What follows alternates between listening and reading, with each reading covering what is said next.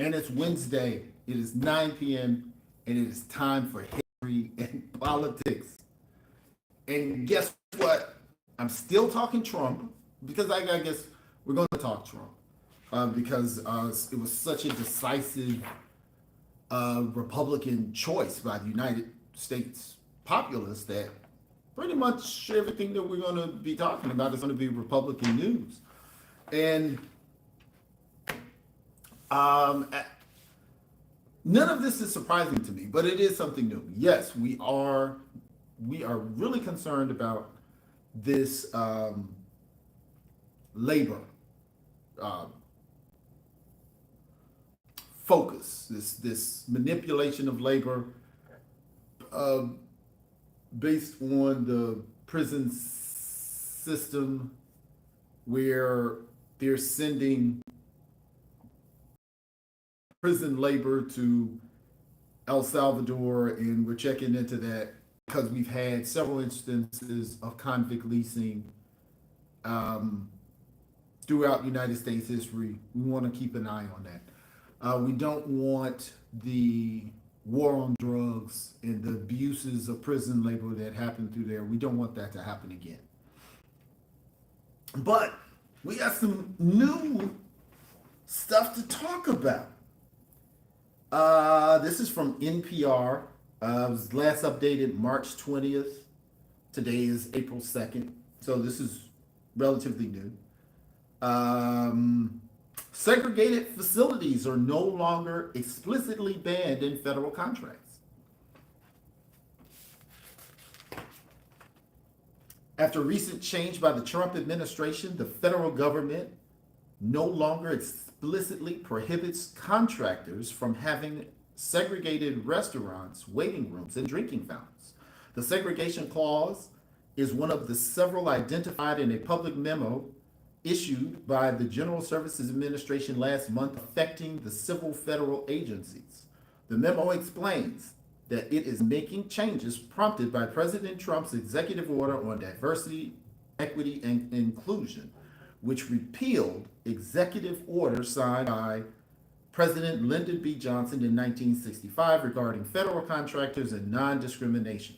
The memo also addresses Trump's executive order on gender identity. While there is still state and federal laws that outlaw segregation and discrimination that companies need to comply with, the legal experts say that this change to contracts across the federal government is significant. It is symbolic, but not incredibly meaningful in its symbolism.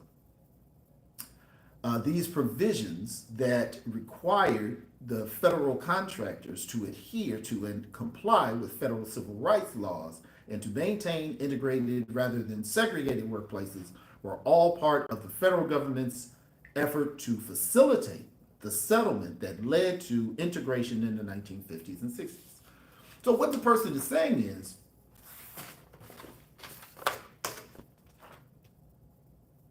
segregation going to come back because most white people don't like black people? No, that's never changed. That's never changed. What is significant is the fact that why segregation ended. Segregation did not end because of some altruism from white people toward black people. That wasn't it. It was economically destructive to maintain segregation. So the bus boycotts worked because it affected their money. The boycotts that happened with all throughout the civil rights movement happened because it affected people's money. Segregation actually, in many ways, was a benefit to black people. That's how Black Wall Street started. The black money stayed in the black community longer before going straight out of it. And I think it is, some things can be a gift from God even if the devil brought it. I think that black people need to stop spending their money with people that hate them. It drives me crazy when I see black people with NFL insignia on. Or, that's my team. When the protests were going on, the owners of these teams made it clear that they had no care about disproportionate danger to black people in policing.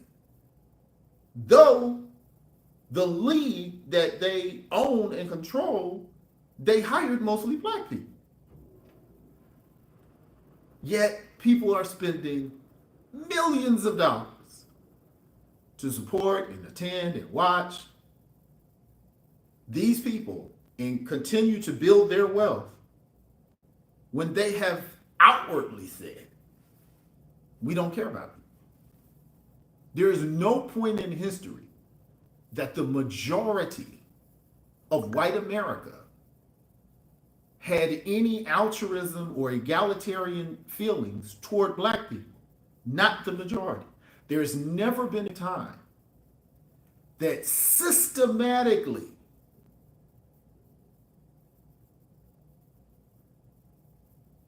whites try to undo the advantage of racism, white supremacy, and access to wealth. Now, I'm talking broadly, because if the majority of whites tried to do something, it would happen. But it's always been a minority of good people in every group. So you got your John Browns of the world, you got your Charles Sumners of the world, you got your Thaddeus Stevens of the world.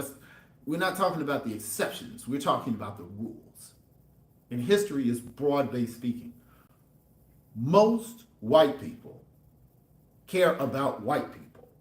They don't care about black people. Not systematically. So this is not odd. Trump's name goes on it because he is the result of the American feeling now. That's why these things are coming out. And the white people who are offended by it know that this is embarrassing. But number one, no, they're not starting segregation again. But this is that group of white people that all of you know. I don't care.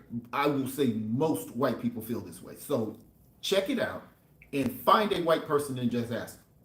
Most white people feel there should not be a law that particularly looks out for black people. Most white people feel that way. Most white people feel that way. Now, the extent to which they will admit it, that varies. But most white people in our country feel that way.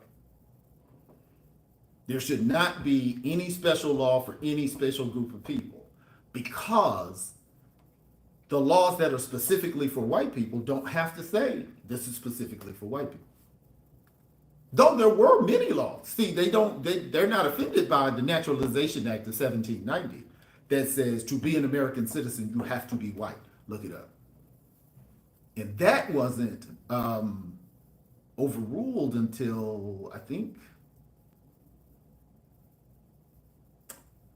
I forget which policy, but for the period that Naturalization Act was in place to the time it was repealed, I believe it may have been the 14th Amendment that overrode that requirement to be a citizen that you had to be white. And that being set to the side, that this is a popular feeling amongst white people. This is not Donald Trump is racist. Most white people feel this way.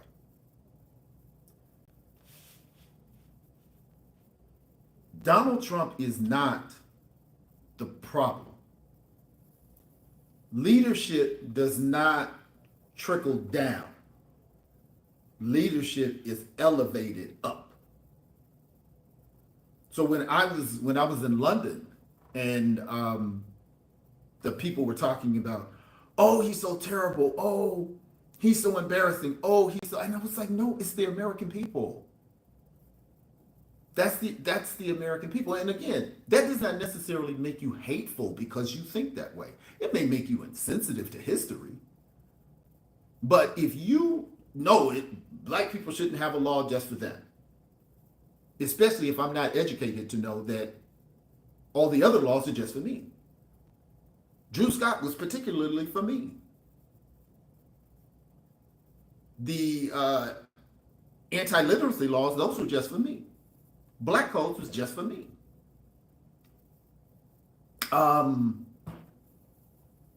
The coverture, where women, when they couldn't control anything or go into business, their husband had to do it for them. That was for me. That was for male progress. That was to keep women where they were. But see, we're not complaining about that. The Anti-Asian Violence Act.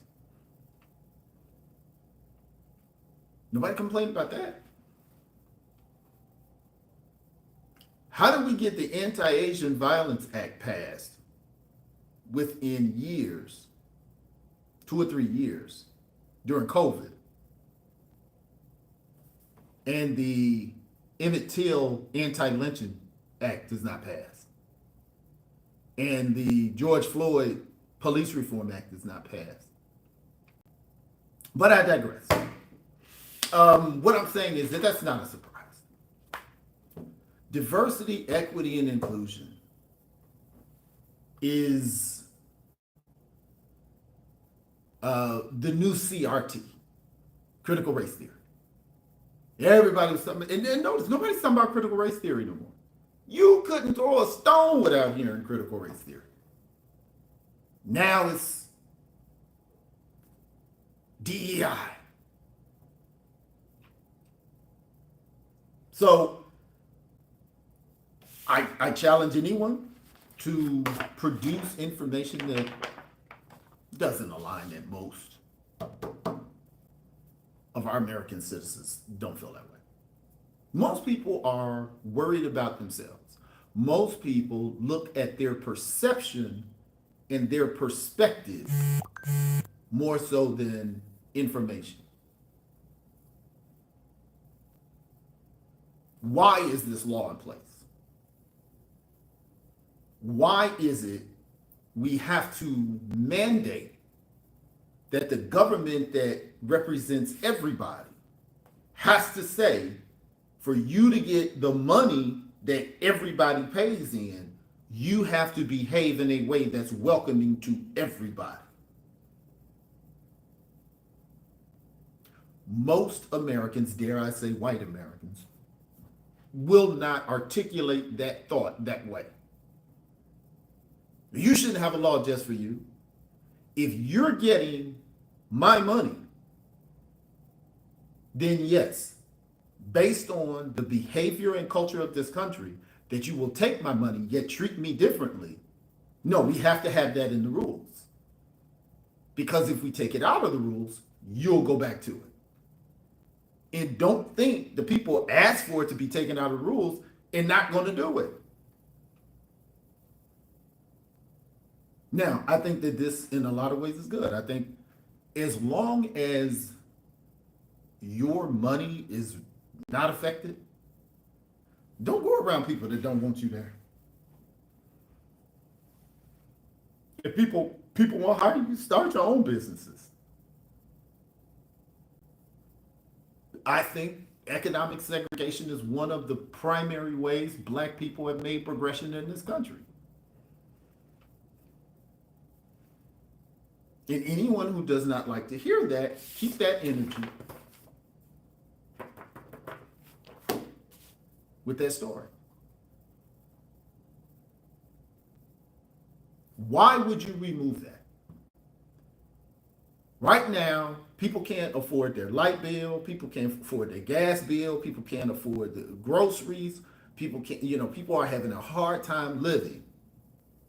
And instead of making life more livable in the richest country that we have, we're worried about who can sit where and who gets contracts. What person was pushing that? What kind of country is still pushing that? I shouldn't have to allow black people in my building if I don't want to. That's what we're pushing. When American people are hungry, when American children are hungry, when people are under huge education debt, that's what the president and top business minds are talking about. Let's remove that Segregation Act from 1965. 65, 75, 85, 95, 05, 15, from 60 years ago. That's what we need to be talking about. Not the cost of living now. So my question is, what is this smoke screen for? What is this smoke screen for? We're deporting immigrants. We're trying to deport American citizens that are convicts. We're removing segregation requirements. Now, again, before folks go crazy, the state still has laws too. So, no, you're not going to see, you can't drink out of this water fountain. You can drink. That's something that has passed.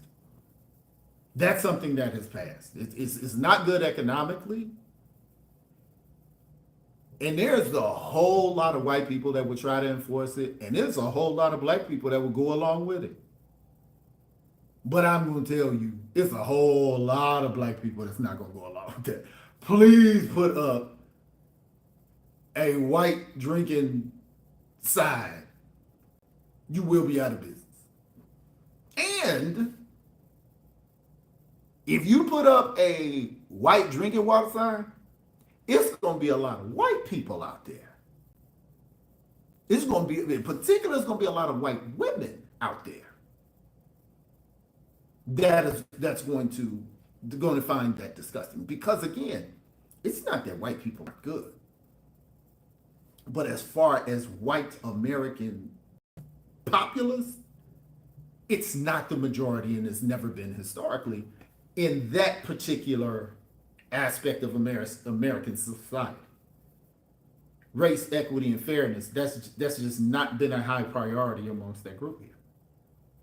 It doesn't change the fact that this is a country built on stolen land with the labor of stolen people. That's who we are. And I say we because we are the beneficiaries of that stolen land and that stolen people. My last thought, I did a lesson on slavery in my class today, but I did it by numbers.